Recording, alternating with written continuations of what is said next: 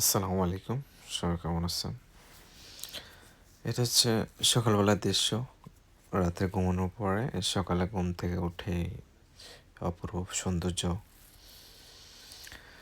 আইসের সৌন্দর্য দেখা যাচ্ছে। স্নোফল হয়েছে রাতে অনেক। এই যেন বরফের রাজ্য।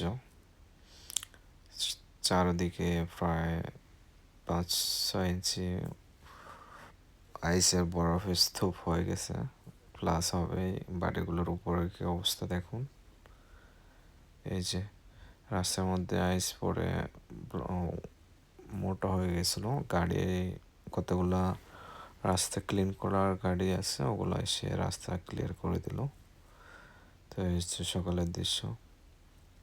রাতে ঘুমানোর পরে সকালবেলা কি সুন্দর অপরূপ দৃশ্য দেখা যাচ্ছে। এ হচ্ছে ইউরোপের মেন সৌন্দর্য শীতকালের। আর এ হচ্ছে বাসার পিছনের দৃশ্য। পিছনের অবস্থা সেমই, অনেকটা আইসের স্তূপ হয়ে গেছে।